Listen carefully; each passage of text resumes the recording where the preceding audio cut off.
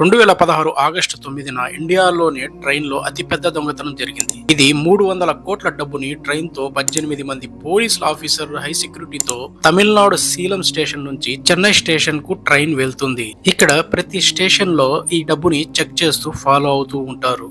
అయినప్పటికీ గమ్యానికి చేరుకునే లోపు అందులో 5,78,00,000 మాయమైపోయాయి. దీంతో పోలీసులు, గవర్నమెంట్ ఆఫీసర్స్ అందరూ షాక్ కి గురయ్యారు. ఇంత సెక్యూరిటీ మధ్యలో నుంచి కూడా ఆ డబ్బులు ఎలా మాయమయ్యాయి? కొంతమంది పోలీసుల వాళ్ళ మీద అనుమానిస్తూ ఉన్నారు, కొంతమంది ట్రైన్ నిర్వాహకుల పైన అనుమానిస్తూ ఉన్నారు. అన్ని విధాలుగా వాళ్ళని అడగడం మొదలు పెట్టారు. అన్ని వైపులా వెతికారు, కానీ ఆ డబ్బుల గురించి మాత్రం తెలియలేదు. చివరికి 2 సంవత్సరాల తర్వాత నాసా యొక్క సహాయంతో ఆ దొంగలని పట్టుకున్నారు. ఆ దొంగతనం ఎవరు చేశారు, అంతమంది సెక్యూరిటీ మధ్యలో ఆ డబ్బును ఎలా తీశారు అనేది మనం ఈ వీడియోలో తెలుసుకుందాం. ఈ వీడియో నచ్చితే లైక్ చేసి మరిన్ని వీడియోస్ కోసం మా ఛానల్ ని సబ్స్క్రైబ్ చేసుకోండి. అది August 9, 2016. Reserve bank of India RBI ఒక ట్రావెల్ చేసే ట్రైన్ యొక్క 2 బోగీలను బుక్ చేసుకుంది. అందులో ఒక బోగి మొత్తం డబ్బులు పెట్టారు. రెండవ బోగీలో 18 మంది పోలీసులను ఉంచారు, ఎందుకంటే ఆ డబ్బును సంరక్షించేందుకు. ఇక ట్రైన్ బయలుదేరే 2 గంటల ముందు ఆ డబ్బు యొక్క పెట్టెలను బోగీలో పెట్టారు. ఆ బాక్స్ల పైన ఆర్బీఐ అని ముద్రించి ఉన్నారు. ఇది స్టేషన్ లో ఉండే వాళ్ళందరూ ఇందులో ఏదో బంగారం, డబ్బు లాంటి విలువైనవి ఉన్నాయని అనుకున్నారు. ఇక 9 గంటలకు ఆ ట్రైన్ బయలుదేరి ఉదయాన్నే 5 గంటలకు చెన్నై స్టేషన్ కు చేరాలి. పోలీసుల దృష్టి అంతా ఆ బోగి పైనే ఉంది. ట్రైన్ ఏ స్టేషన్ లో ఆగినా బ్యాంక్ ఆఫీసర్స్ పోలీస్ వాళ్ళతో కలిసి ఆ డబ్బును చెక్ చేసి మళ్ళీ డోర్ వేసి దానికి సీల్ వేసేవారు. ఇక్కడ దాకా బాగానే ఉంది. ట్రైన్ కూడా సగం దూరం ప్రయాణం చేసింది. ఇక పోలీస్ వాళ్లకు కూడా కొంచెం భయం తగ్గింది. అయినా వెళ్లే ట్రైన్ నుంచి ఆ డబ్బును ఎవరు తీయగలుగుతారులే అని అనుకున్నారు. అందులో సగం మంది పోలీసులు పడుకున్నారు. మిగతా వాళ్ళు ఫోన్లు చూసుకుంటూ ఫోన్లు మాట్లాడుకుంటూ ఉన్నారు. సడన్ గా రాత్రి 2 గంటలకు ట్రైన్ పై నుంచి ఒక శబ్దం వచ్చింది. ఏదో వస్తువు ట్రైన్ పై పడినట్టు గట్టిగా శబ్దం వచ్చింది. పోలీసులు అందరూ అలర్ట్ అయ్యి డోర్ తీసి బయట ఇటు అటు చూశారు, కానీ బయట ఏమీ కనబడలేదు. డబ్బులు ఉండే బోగి వైపు చూస్తే అక్కడ కూడా డోర్ కు ఉండే సీల్ అలాగే ఉంటుంది. సరే, దారిలో ఏదైనా రాయి వచ్చి పడి ఉంటుందిలే అని అనుకొని వెళ్లి వాళ్ళు వాళ్ళ ప్లేసుల్లో కూర్చుంటారు. 3 గంటల తర్వాత సరిగ్గా ఉదయం 5 గంటలకు ట్రైన్ కూడా తన గమ్యానికి చేరుకుంటుంది. స్టేషన్ లో జనాలు అందరూ వెళ్లిపోయిన తర్వాత పోలీసులు ఆ డబ్బు ఉండే బోగికి తాళం తీస్తారు. తీసిన వెంటనే చూసి షాక్ అవుతారు, ఎందుకంటే ఆ బోగి పైన ఎవరో ఏదో వస్తువుతో కట్ చేసి హోల్ చేసి ఉంటారు. ఆ డబ్బు వైపు చూసినప్పుడు అందులో కొన్ని బాక్సులు తెరుచుకొని ఉంటాయి. అందులో కొంత డబ్బు కూడా మిస్ అయి ఉంటాయి. బ్యాంక్ వాళ్ళు, పోలీస్ వాళ్ళు షాక్ లో ఉంటారు. ఎలా వెళ్తున్న ట్రైన్ నుంచి సౌండ్ లేకుండా పైకప్పు కోసి ఆ డబ్బును తీసుకెళ్లగలిగారు? పక్క బోగిలో ఉన్న పోలీసులకు కూడా అనుమానం రాకుండా ఎలా చేశారు? చూస్తూ చూస్తూ ఈ విషయం స్టేషన్ లో అందరికీ పాకిపోయింది.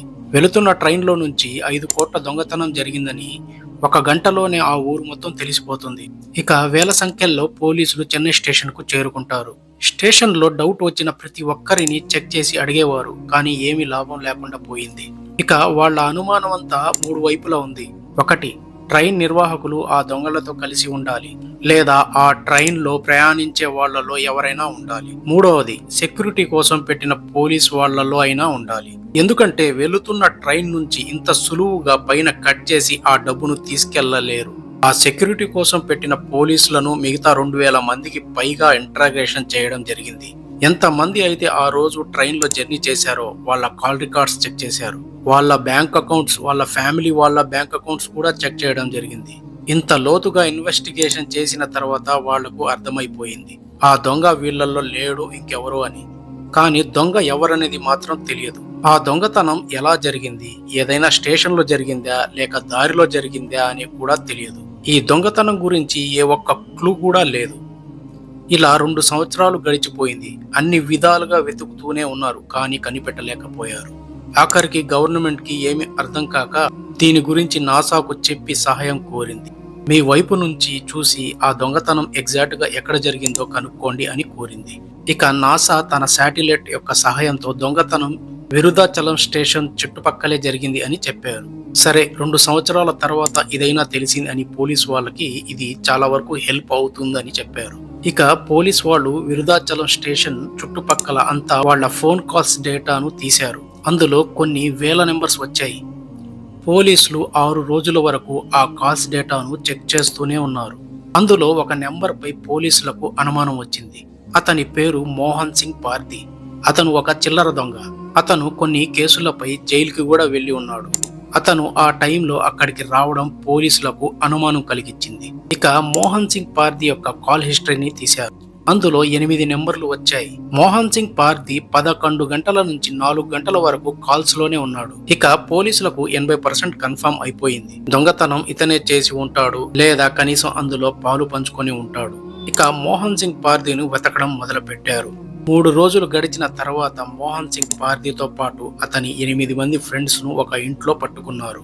మొదట అతను ఈ దొంగతనాన్ని నిరాకరించాడు. కొంత సమయం తర్వాత అతను తన 8 మంది ఫ్రెండ్స్ తో కలిసి చేసినట్టు అంగీకరించాడు. ఆ 8 మంది ఆ ట్రైన్ ను ఒకరినొకరు కలిసి పైకి ఎక్కారు. ఇక శబ్దం రాకుండా గ్యాస్ కట్టర్ యొక్క సహాయంతో కట్ చేశారు. ఒక అతన్ని కిందకు దింపి అందులో 5,80,00,000 కొట్టేశారు. ఇది ఇండియాలోనే అతి పెద్ద దొంగతనంగా నిలిచిపోయింది.